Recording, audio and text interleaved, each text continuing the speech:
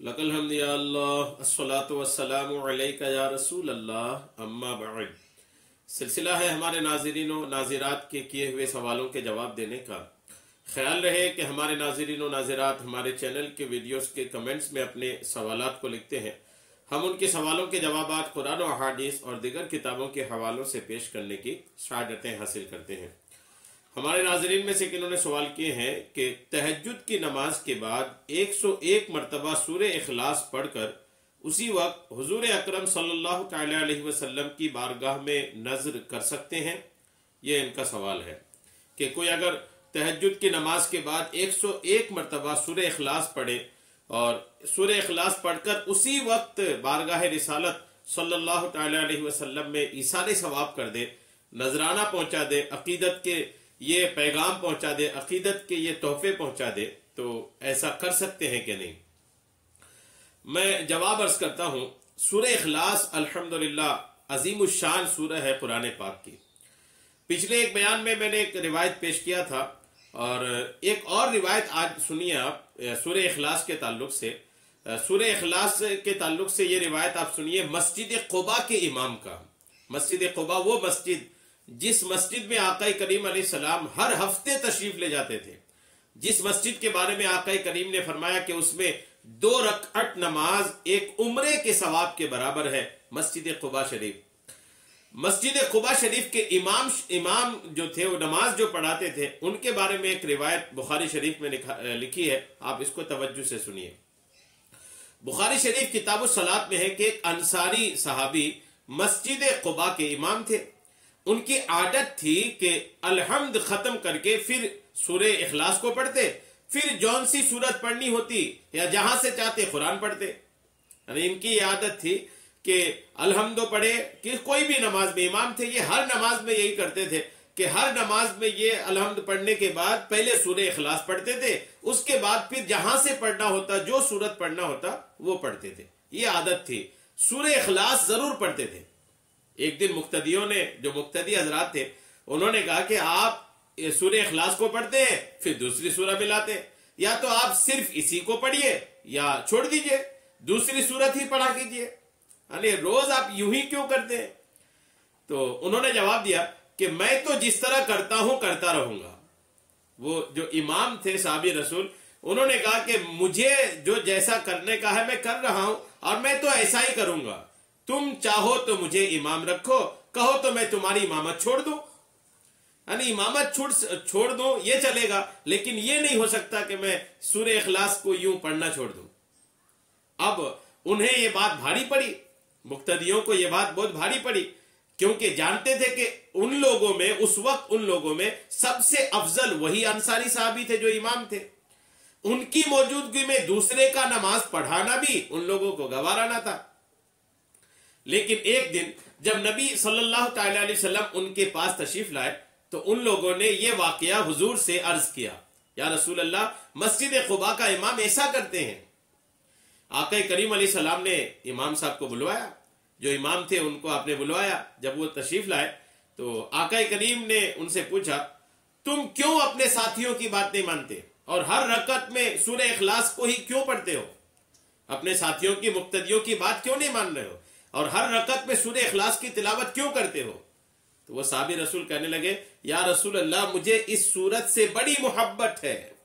या रसूल अल्लाह, मुझे सूरह इखलास से बहुत मोहब्बत है। तो आका करीम अलैहिस्सलाम ने फरमाया, उसकी मोहब्बत ने तुझे जन्नत में पहुंचा दिया। अल्हम्दुलिल्लाह। तो सूरह इखलास से मोहब्बत करनी चाहिए। तिरमिजी और मुस्नद अहमद की हदीस है कि एक शख्स ने आपसे कहा कि मैं इस सूरत से, यानी सूरह इखलास से बहुत मोहब्बत रखता हूं। तो आका करीम अलैहिस्सलाम ने फरमाया, इसकी मोहब्बत ने तुझे जन्नत में पहुंचा दिया। एक शख्स ने किसी को सूरह इखलास पढ़ते हुए रात के वक्त सुना कि वो बार बार उसी को दोहरा रहा है। सुबह के वक्त आकर उसने नबी करीम अलैहिस्सलाम से जिक्र किया, गोया कि वो उसे हल्के सवाब का काम जानता था। तो नबी करीम अलैहिस्सलाम ने फरमाया, उसकी कसम जिसके कब्जे में मेरी जान है, ये कुरान पाक की सूरह इखलास तिहाई कुरान के बराबर है। यही सही बुखारी में है। अल्हम्दुलिल्लाह, तिहाई कुरान के बराबर है। इस तरह की कई रिवायत अल्हम्दुलिल्लाह है। एक रिवायत में कि सैयदना अबू अय्यूब अंसारी रज़ियल्लाहु ताला अन्हु ने फरमाया کیا تم میں سے کسی کو اس کی طاقت ہے کہ وہ ہر رات تیسرا حصہ قرآن کا پڑھ لیا کرے؟ صحابہ کہنے لگے یہ کس سے ہو سکے گا؟ آپ نے فرمایا قل هو اللہ احد تہائی قرآن کے برابر ہے۔ اتنے میں رسول اللہ بھی آ گئے، آپ نے سن لیا اور فرمایا ابو ایوب سچ کہتے ہیں۔ الحمدللہ، غور کیجئے کہ یہ تہائی قرآن کے برابر ہے، اس کو پڑھتے رہنا چاہیے، اس کی برکتیں حاصل کرتے رہنے چاہیے۔ آپ تہجد چونکہ رات میں ہے، اب رات کو اس کو پڑھنا چاہتے ہیں تو آپ اس کی بھی ایک فضیلت سن لیجئے۔ نبی صلی اللہ تعالی علیہ وسلم ایک مرتبہ کہیں سے آ رہے تھے، آپ کے ساتھ سیدنا ابو ہریرہ رضی اللہ تعالیٰ عنہ تھے، تو آپ نے ایک شخص کو سورہ اخلاص کی تلاوت کرتے ہوئے سن کر فرمایا واجب ہو گئی۔ سیدنا ابو ہریرہ رضی اللہ تعالیٰ عنہ نے پوچھا کیا واجب ہو گئی؟ آقا کریم نے فرمایا جنت واجب ہو گئی۔ الحمدللہ۔ ابو یعلا کی ایک حدیث میں ہے کیا تم میں سے کوئی یہ طاقت نہیں رکھتا کہ سورہ اخلاص کو رات میں 3 مرتبہ پڑھ لے؟ یہ سورت تہائی قرآن کے برابر ہے۔ الحمدللہ، غور کیجئے کہ یہ سورت کے کتنے فضائل ہیں۔ ایک اور فضیلت سنیں، عبداللہ ابن حبیب رضی اللہ تعالیٰ عنہ فرماتے کہ ہم پیاسے تھے اور رات اندھیری تھی، آقا کریم کا انتظار تھا کہ آپ تشریف لائیں اور نماز پڑھائیں۔ آپ آئے اور میرا ہاتھ پکڑ کر فرمانے لگے پڑھ، میں چپکا رہا۔ آپ نے پھر فرمایا پڑھ، میں نے کہا کیا پڑھوں؟ آپ نے فرمایا صبح و شام 3 مرتبہ قل هو اللہ احد، قل اعوذ برب الفلق، قل اعوذ برب الناس پڑھ لیا کہ یہ کافی ہو جائے گا۔ الحمدللہ، یعنی یہ کافی ہو جائے گا، آقا کریم نے فرمایا۔ اور مسند کی ایک حدیث پاک ہے جس نے قل هو اللہ احد کے بارے میں فرمایا کہ 10 مرتبہ پڑھ لیا، الحمدللہ اسے جنت کی ضمانت ہے۔ الحمدللہ، تو جنت کی ضمانت میں اور جنت میں ایک محل تعمیر کرنے کے تعلق سے بھی الحمدللہ اس سورت کے تعلق سے ہے۔ اور ایک روایت میں ہے کہ جو شخص اس سورت کو 50 مرتبہ پڑھ لے اس کے 50 سال کے گناہ معاف ہو جائیں گے۔ غور کیجیے، آپ تو 50 کا ڈبل پڑھنا چاہ رہے ہیں تو اس کی کتنی زیادہ فضیلت ہوگی۔ اور ایک روایت میں ہے کہ جو شخص اس سورت کو ایک دن میں 200 مرتبہ پڑھ لے اس کے لیے 1500 نیکیاں لکھی جاتی ہیں، بشرطے کہ اس پر قرض نہ ہو۔ الحمدللہ، الحمدللہ۔ ایک روایت میں ہے کہ جو شخص سونے کے لیے اپنے بستر پر جائے پھر داہنی کروٹ لیٹ کر 100 مرتبہ اس سورت کو پڑھ لے تو قیامت کے دن اللہ عز و جل فرمائے گا اے میرے بندے اپنی داہنی طرف سے جنت میں چلا جا۔ الحمدللہ، کتنے سارے فضائل الحمدللہ اس سورہ اخلاص کو پڑھنے کی ہے۔ اللہ کرم فرمائے کہ یہ ہمیں پڑھنے کی اللہ توفیق عطا فرمائے۔ بہت سارے فضائل اور میری نظر میں ہے، یہاں پر کتاب میں لکھی ہے۔ ایک اور روایت آپ سن لیں آخری، مسند ابو یعلا میں کہ سیدنا انس ابن مالک رضی اللہ تعالیٰ عنہ فرماتے ہیں ہم رسول اللہ کے ساتھ میدان تبوک میں تھے، یہ جنگ کا میدان ہے۔ سورج ایسی روشنی، نور اور شعاؤں کے ساتھ نکلا کہ ہم نے اس سے پہلے ایسا صاف، شفاف اور روشن و منور نہیں دیکھا۔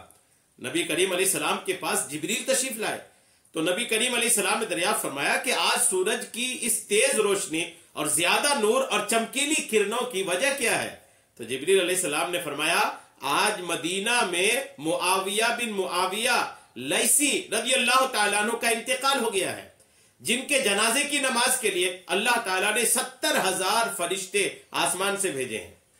الحمدللہ، پوچھا ان کے کس عمل کے باعث؟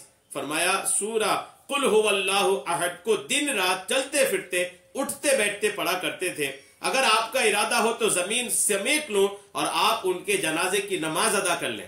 آپ نے فرمایا بہت اچھا، پس آپ نے ان کی جنازے کی نماز ادا کی۔ یعنی سورہ اخلاص چلتے پھرتے جو پڑھتے تھے وہ صحابہ رسول کی کتنی عظمت آپ نے سنا۔ الحمدللہ، کیا شان ہے۔ تو سورہ اخلاص کی تو اتنے فضائل ہیں، ثواب ہیں، تو پڑھ سکتے ہیں۔ اب جب پڑھ لیے ثواب اتنا سارا مل گیا، اور تہجد کے وقت پڑھ کے اسی وقت اگر بارگاہ رسالت میں اس کو آپ ایصال ثواب کرنا چاہتے ہیں تو بالکل کر سکتے ہیں۔ ایصال ثواب کے لیے کوئی وقت کی بندش نہیں ہے، وقت کی کوئی پابندی نہیں ہے کہ اس وقت کر سکتے ہیں، اس وقت کر سکتے ہیں، کسی وقت بھی آپ چاہیں ایصال ثواب کا اہتمام کر سکتے ہیں۔ امید ہے میری بات آپ کو سمجھ میں آ گئی ہوگی۔ اللہ تبارک تعالی ہم سب کو سننے سے کہیں زیادہ عمل کی توفیقیں عطا فرمائے۔ آمین بجاہ النبی الامین صلی اللہ تعالی علیہ وسلم۔